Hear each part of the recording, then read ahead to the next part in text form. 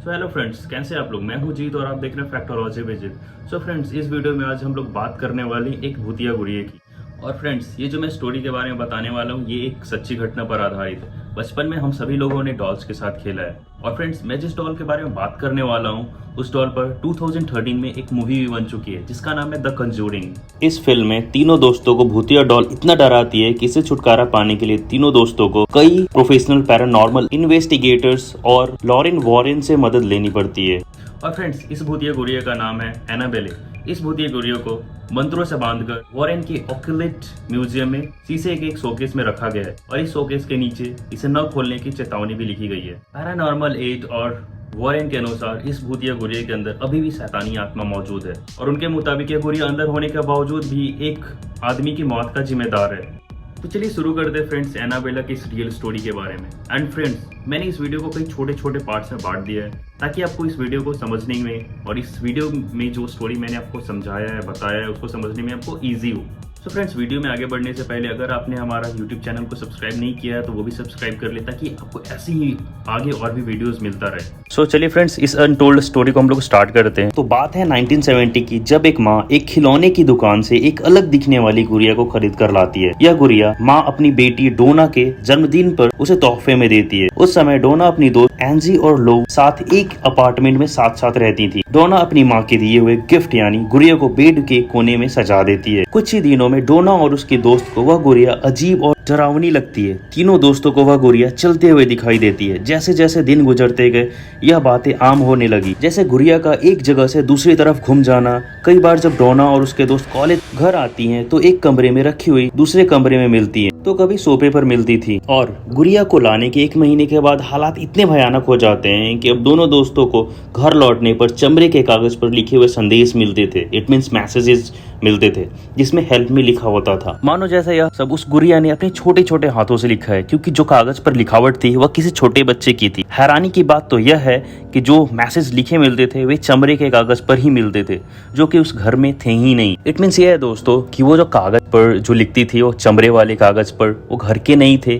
तो सोचने वाली सबसे बड़ी बात यह है कि वो कागज का चमड़ा आया कहाँ से। एक रात को जब वो दोनों दोस्त घर पहुंचती है तो उन्हें गुड़िया की पीठ और छाती पर खून के धब्बे दिखाई देते हैं। अब उन्हें लगने लगा कि इस गुड़िया में किसी शैतानी आत्मा का साया है और वह दोनों दोस्त आत्माओं से बात करने वाली को बुलाती है।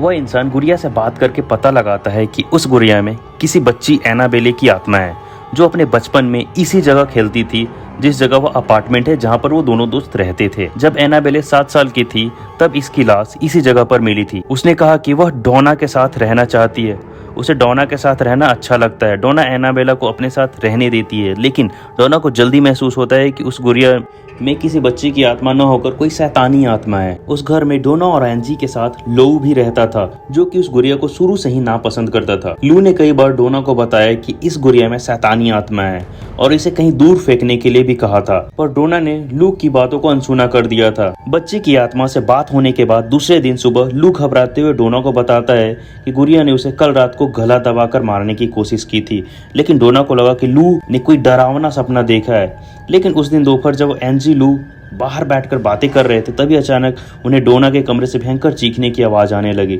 जबकि डोना कहीं बाहर गई हुई थी।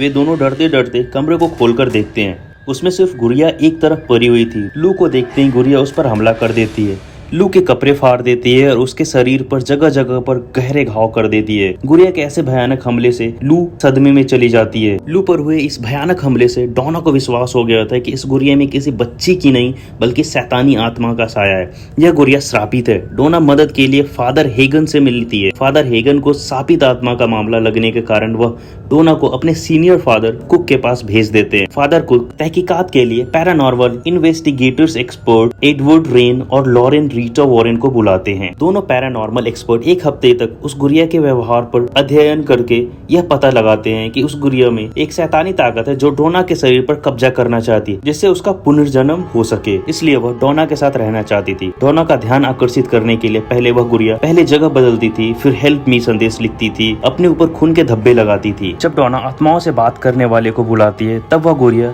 उससे झूठ बुलवाती है कि वह एक बच्ची की आत्मा है और वह डोना के साथ रहना चाहती है। वॉरेन के मुताबिक थोड़े ही दिनों में वह गुड़िया डोना के शरीर पर कब्जा कर लेती। तो फ्रेंड्स, ये था इस वीडियो का पार्ट 1। इसके आगे जो स्टोरी है कि एनाबेले ऑकलेट म्यूजियम तक कैसे पहुंची और उसके बीच में जो भी घटनाएं हुई है, मैं आपको वो वीडियो सेकेंड पार्ट में बनाकर बताने वाला हूँ। और ऐसा इसलिए किया ताकि ये वीडियो ज्यादा लंबी ना बने। तो अगर आप इसका पार्ट 2 देखना चाहते हैं तो इस वीडियो का लाइक एम मैं 50 रखता हूँ। एंड आप हमारे यूट्यूब चैनल को भी सब्सक्राइब कर ले और उसमें जो आपको बेल दिख रहा है उस घंटे को भी ऑल पर कर दे, ताकि मैं जब भी वीडियो अपलोड करूँ तब आपको उसका नोटिफिकेशन उसी समय मिल जाए। तो फ्रेंड्स, मिलते हैं अब आपको अगली वीडियो में। तब तक के लिए जय हिंद।